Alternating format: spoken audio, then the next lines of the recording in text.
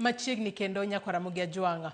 Motelo higani ne wagoyo mbaka kod miyo mane otony e lak tho tok kuma ni inege e piny Malaysia. Mae tok ne yuda kilo 2 mar yath mamero ji mar methane e osike tok wuok e piny Nigeria. Mano ne higa mar 2016. Tok lwenya mar higni to gikone e higa mar 2024 ne owe thuolo kendo oduogo pachoka. Kawuono waluwo sigande ahinya e ngima mare pachoka tok twechno kod chako manyien. Wan kod Faith Omolo e studio wa Makisumu ka watuok kode e chenro mar Mine Wacho. Oimore Faith Omolo ka entiere studio marwa e kaunti Makisumu otieno makawuono. Ageno ni riyo maber, tang'eni mae tielo mar 2 ma watuak kodi kotudore kod sigandi. Faith, kinyalo mana ng'isowa mokwongo, kinyalo mana moso Nyakaramogi Ajwang' kapok wadonje twak achiel kachiel. Faith. Erokamano Joyce. Adwa moso Nyakaramogi Ajwang', amoso uno kweuru. Mana kaka usewinjo nyinga, aniluonga ni Faith Omolo. Anyar Suba, Ruth Nyasaye olosona dak achigem sinaga. Erouru kamano. Machiegni enye twak otieno makawuono Faith. Kinyalo mana dhi mbele mosahinya kia na ng'adi. Erokamano ahinya. Amor godiochieng' ma kawuono ma Jehova Nyasaye olosona ni mondo mi abi e studio. Kawuono an gi higa achiel e Kenya. Nabiro Kenya kaendi higa manokalo tarik 12 Disemba. Ne en tarik 6 dwe mar 12 manabiro e Kenya ka. Koro kane ogwela kendo kawuono ni mondo mi abed wendo e studio mar Ramogi, paro na hika man giga achiel e Kenya ka. Matiene kawuono a celebrate higa mar achiel kuom bedo e piny Kenya chakra e jela. So adwa gone Nyasaye maduong' erokamano kuom odiochieng' ma kawuono ni, nikech en puonj maduong' ahinya ne ngimana kata ne ngima joma moko masiko ka wuoyo ga godo kapimo ne historia mara kaka ne chal. Abede jela higni mang'eny, nomaka higa mar 2016 e piny mar Malaysia kana wuok e piny Kenya ka nadhi tiyo oko. Pile ka pile ung'eyo ni ka ng'ato yudo tich oko e piny miluongo ni abroad ka in e Kenya ka to imor. Nawuok gi ilo gi mor kana weyo nyithinda 4 nyaka nyathi matin mane jahigni 3. Koro ka chopo e pinyno to nomaka gi bag mane agent nomiya, kare noting'o yedhe mamero ji nopandi kana kia.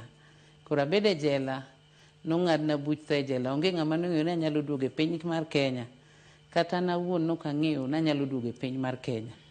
To Nyasaye manong'eyo ni ne an ng'ano manowuok e ode kane dhi dwaro nokawuok nating'o yedhe na mamero ji natero e pinyno, notimo na ng'uono manya duogo mariwora koda familia mara. Chunya mor nikech an koda familia mara, an gi nyithinda, an gi wuon oda. Nawe nyithindo kathiso kaka joma miyo ng'eyo kin mabor gi nyithindi kakibedo gi wasiwasi mang'eny. Chunya ne chandore ahinya mayudo nyaka tuoche magalagala e jela kucho mag high blood pressure nikech paro mang'eny. To sani awinjo ka an koda kwe chunya nikech an gi nyithinda. Naweyo nyithindo ka nyithindo matindo.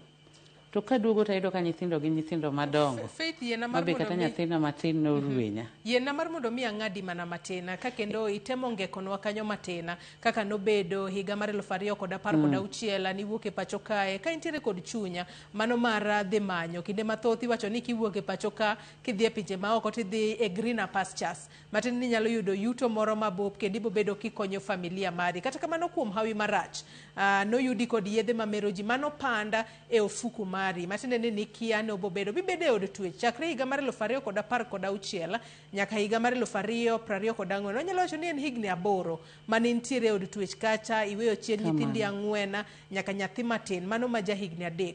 Odiochieng' ma kawuono wanyalo wacho ni en odiochieng' maket kod mano kata machal kod mano mani duoge pacho kae. Tok duoge pacho kae Faith, ngima osebedo machalo nade? Nyithindi mani weyo anyuola norwaki e yo machalo nade? Kaluwore ni kawuono to dwa mana ng'eyo ni isebedo kidach nade higa achiel koro nyaka ni duoge pacho kae Faith. Adwa gone Nyasaye erokamano maduong' nikech kok en ng'wono mar Nyasaye to kan nanyal nyalo. Kaduogo e piny mar Kenya kae mokwongo nayudo ka weche olokore motamo wang'. Ok en Kenya mana weyo mana ng'eyo cha.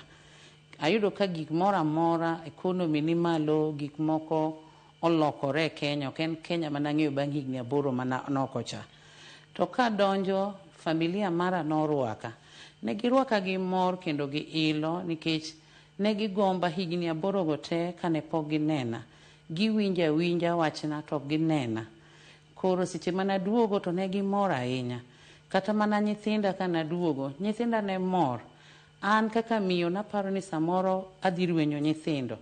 No karwenyogi, nyithindo gi pod ne para. Makata nyathina matino kana chopo, kano ywak kohaga, noluonga ni mami. Koro ane machal ka gima nabagni nikech paro mang'eny to gibedo mabor kuom nyithindo. Masani nyathina manawe matino, nyathi maduong' ogo mpira masani joligi dogo Nairobi okawe, mane en od sister na Nairobi. Matiende na yudo ka pogruok nitiere maduong' mopogore gi kaka naweyo chon.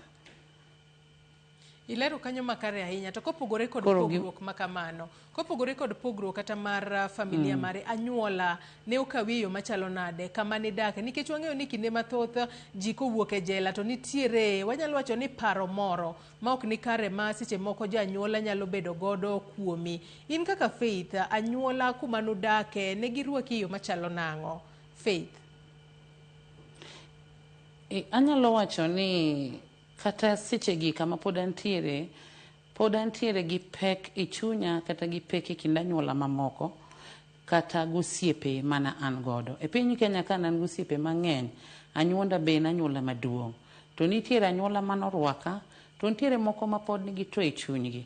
Nitiere be joma noseng'eyo ni kara norumo, ma nosego nyaka nduru e dier oda. Ka nosiepe ga nowinjo no ng'ana buch tho, to kare wach nochopo negi mopogore ni anana ng'ama nosede mosetho e piny mar Malaysia. Koro kana chopo to nayudo wach mobuoga ka nyithinda go nambaka kaachiel gi jaoda ni dhano nobire oda ka go nduru ni an ng'ama nosetho. Koro osiepe bende mane an godo ne romo gi nyithinda to ne nyiso nyithinda ni wuon gi wuondogi ni pod angima to kare an ng'ama nosetho. Koro ka chopo tayudo mbekni mopogore tawacho ni oyo gi e chunya an nalamo Nyasaye gi e jela ni mondo miyo miya thuolo aduogi ir nyithinda. Ma Nyasaye osetimo na ng'wono maduogo ir nyithinda. Koro nyok adwa weche mang'eny. Awera gosiepe mane an godo, achako wuoth manyien gi familia mara. To ne kata nyuola ma pod nyalo bedo gi paro moro mokare. Nitie joma nyalo paro ni Faith ni samoro ne en miyo no mane timo gino manong'eyo. To nitiere jomoko bende mong'e ni Faith ni ne en Faith manoti godo. Ok kata nanyuola kende. Ma gima notimore ne osiepe, jo kanisa, ji mopogore. Dhano nyalo kawi e yo mopogore. Tanto gima ng'eyo ni Nyasaye manong'eyo nok ang'eyo gima timo. En Nyasaye manogona lweny mondo mi aduoge piny Kenya abed karanyisi mondo awuo gi ji.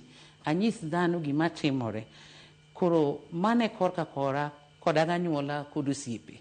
Nitiere moko rwaka ahinya, to nitiere morwaka to an gima ni e chunya ni an gi familia mara. Kendo awinjo kamor nikech gima duong' ne en mondo mi adonji ir familia mara. Amor makata samoro onge gima cham gi nyithindo, tamodho pi gi nyithinda, tamodho ka chunya mor kendo an koda kwe. Moingo wach mar anyuola kata oingo wach mar osiepe. Nikech Nyasaye masani aketo mbele dier oda koda familia mara. Faith wacho ni nitiere pek moro manyalo bedo ni anyuola kata osiepe moko seche moko neno kuomi. En pek ma gineno kuomi ni seche moko giparo ni adiera in jal manotimo maundu makamano kose pek makamano wuok kanye. Gino momiyo higa achiel koro nyaka ni duoga e pacho kae. Moko kuomgi ok dwa kata bedo kodi machiegni. Faith. Erokamano, mane pek ma an godo, to en pek ma an godo nikech ji ne wacho weche mopogore. Okine ka piny Kenya kaendi, komaki ma idhi e jela, okawi in mamano kata in ng'atno matimbe ne richo. Koro kaka an bende, mae paro mana an godo chon, kane pok nadhi e jela.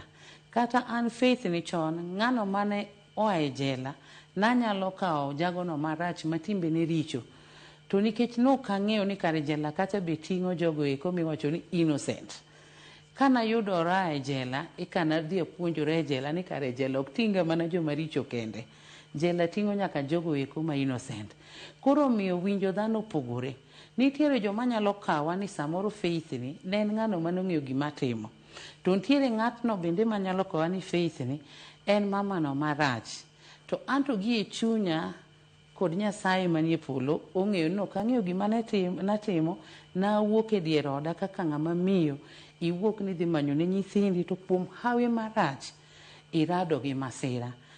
Adier mar Nyasaye an weche mek anyuola kata mek osiepe ok aketra sani.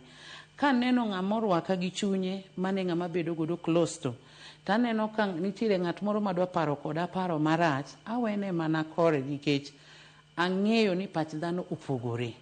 Ok en gima timore kuom Faith man kende, en gima timore e piny ngima. Ji nyalo paro kodi paro mopogore. Kaka nitiere mang'eny manosewachore ka onge, jomoko ne nyalo wacho ni Faith nomak gi yedhe mane mero ji, nowuok gode ode, jaode nong'eyo, familia ne nong'eyo gima notimo, to kan ne miyono mane familia no nong'eyo gima natimo. An miyono mane uso lewni, an miyono mane tiyo matek Kisumu kaendi. Koro gima ng'eyo gi chunya ni samoro Jehova Nyasaye notimo na uno. Mondo mi abed ranyisi, mondo awuo gi joma moko bende makia gino matimore. Adier ok aber, Joyce ok aber moingo jogo manawe jela. Ok aber kata moingo jogo manonege jela. To nikech ng'uono mar Nyasaye, emomiyo Nyasaye ogole jela, mondo abi abed ranyisi.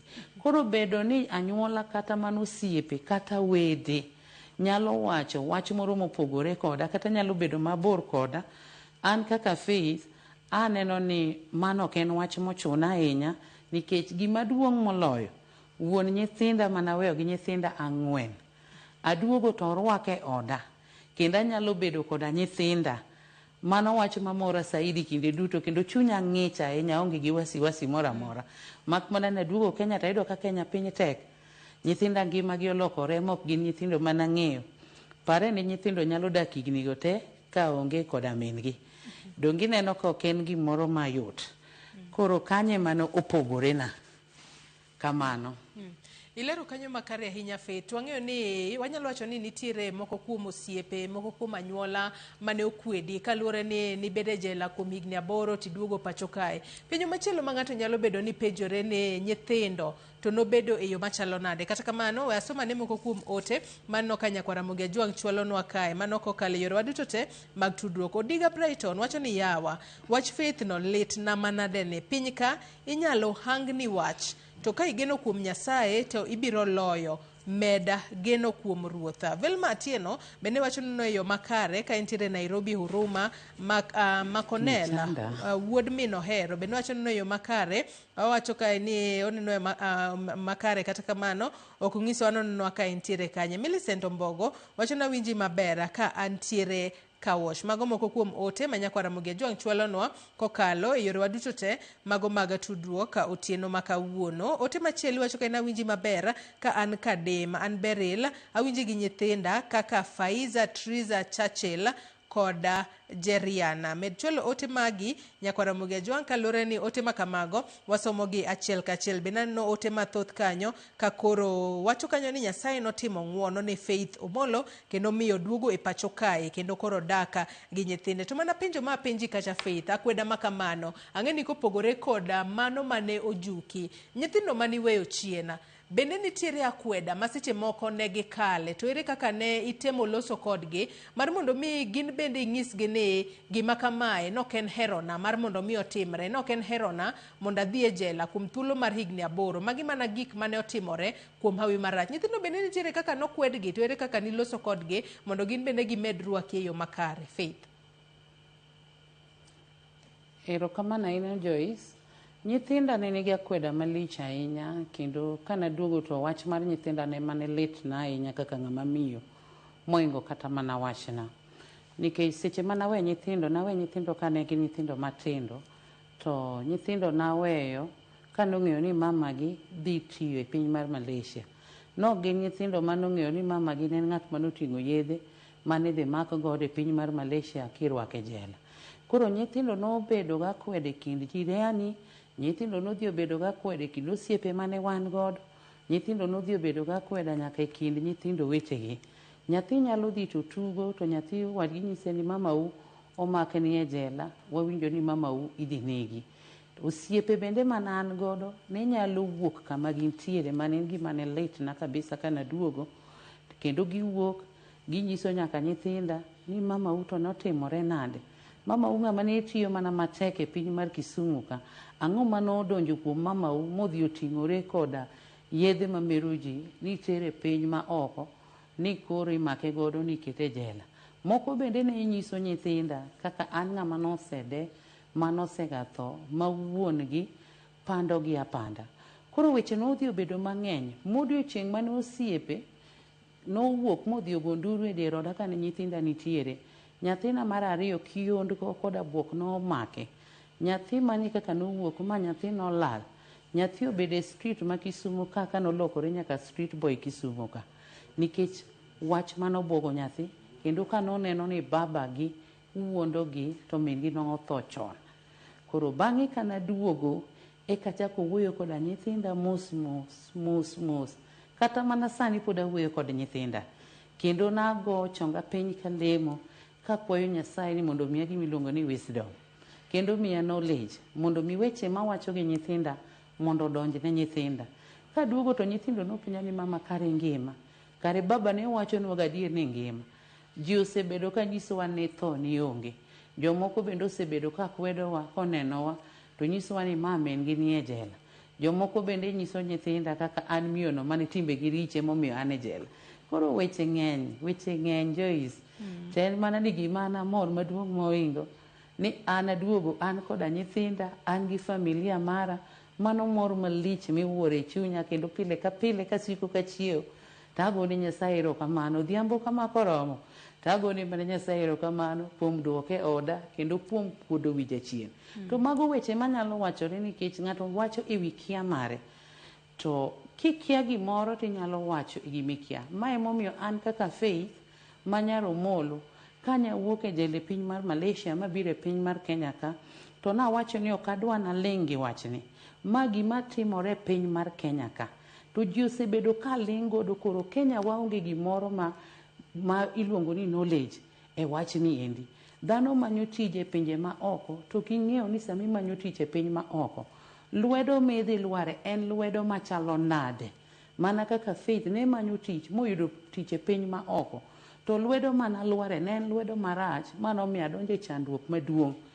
Koro mae momiyo nyawuok gi wachni oko mondo mi awuo gi oganda wa, joma winjo duonda, mondo mi ging'e kaka piny chal. Jo Kenya mang'eny mantiere oko kucho, to ne giyudre mane shida mane Faith ne negoni. Nitiere nyaka jomose neg oko kucho e jemni mopogore opogore. To an Nyasaye nyotimona ng'uono maduogo ir familia mara. Pare ni kong'adni bura mar tho, mowach ni in idhi deyi, ok ibi wuok e pinyni kendo. To Ruoth Nyasaye duogo yawoni mana yo, kama yo onge, kendo joma nyong'ado ni bura mar tho gi, ema chak nyisi ni in innocent, idok e pinyu. Dong ineno kama ng'uono maduong' miwuoro. Koro an awacho mana ni weche to osebedo mang'eny kata mana kuom nyithinda, kata mana kuom an awuon. To mor gi ilo man godo maduong' nyaweyo wach mar mako wach. Ok adwa mako wach ne ng'ata ng'ata. To adwa mana ni mondo mi atieg ji. Gibed gi ng'eyo ni gima notimore ne Faith ni, ok en mana Faith kende. Gini onyalo timore ne ng'ato ang'ata. E piny mar Kenya kata e pinje ma oko, en gik matimore. Koro nyithinda takwede ne gikadhi. To awuoyo ga mana kodgi kaka nyithindo, kendo awuoyo mana kodgi mos. Giwinjo weche mawacho negi, kata manya nyisi noringo mobedo street boy ni. Nyoduogo mane seche manya duogo. Mano ng'e ni mama koro duogo adier mo omiye simo mawuoyo kode. Manyise ni anani migration aduogo. Mae ka nyathina nyoduogo. Makata mana sani pod en nyathi mawuoyo go mana mos. Koro gik moko setimore mang'eny, to an Nyasaye magone mana erokamano kuom mago te mosekadhe koda. En ng'wono Nyasaye gadiera Faith, wadong' mana gi dakika achiel kende to atieko twak mar otieno makawuono. Ngimani in iwuon osebedo e yo machalo nade? Yor tich higa achiel koro isebedo e pacho kae, yor tich osebedo e yo machalo nade? Mar mondo mi ne kaka inyalo dhi mbele kod ngimani kendo imed rito odi kaachiel kod nyithindi, kaachiel kod wachni mogik Faith, ka watieko otieno makawuono.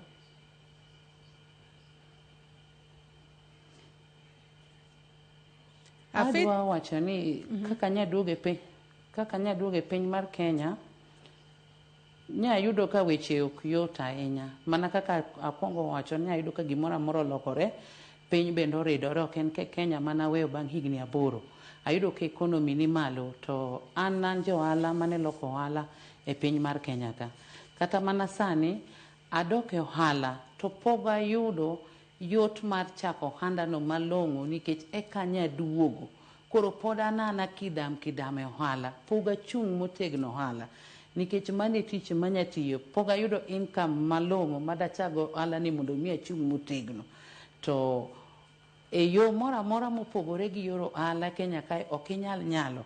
Koro pod wantiere gi jaduong'na, bende jaduong'na ne en ng'ama ja ohala. En jo ohala noloko wuoche Kisumo ka, an jo ohala naloko lewni Kisumo ka. Koro an kaduogo to pod wan mane tiende. Kata ka temo kidam to pod wan mane tiende. Ka ng'eyo ni Nyasaye ma jang'uono ene mobro timona ng'uono ma yore na bro bedo mana maber. To ok yot ahinya Joyce, ok oyot. En tich matek ahinya nikech gimoro amora nadhi awito mondo mi yal kata mana bura, mi lo bura kaka na lo bura maduogo e piny Kenya ni. Mago mana pesa lilo mana tiyo godo mondo mi ka wakili mar piny chande tichulo gi pesa moa e piny mar Kenya ka ok en gima yot. Koro pod wan nyaka gi gope mang'eny jae. To an gima duong' mamora ahinya Joyce ni Nyasaye en jang'uono moduoke oda. Weche te ang'eni kaketo ne Nyasaye to bro mana losona. An chunyo mor na an gi familia mara mane gima duong' moloyo. Erokamano. Thuolo marwa otieno makawuone morumo. Erokamano ahinya Faith Omolo kuom kawo thuolo mari mar chopo e studio marwa e kaunti ma Kisumu mar mondo mi imeda pimonwa sigandi, imed jiwo jopiny kendo imeda nyiso ji ni ka giwuok e pacho kae to gibed kod ng'eyo ahinya to ewi tije ma gidhi timo e pinje ma oko. Erokamano ahinya Faith Omolo kuom kawo thuolo mari mar bedo kodwa, kendo mana kaka iwacho adiera Nyasaye en jang'uono kendo madomed teloni in kaachiel kod familia mari higa achiel koro nyaka niduoge pacho kae mar mondo mi ngimani obeda e yo makare. Nyakwara Mugia Jong' wakawo yo madundo gi sani ka waduogo taduogo kod weche mag tuke. Kik idhi mabor.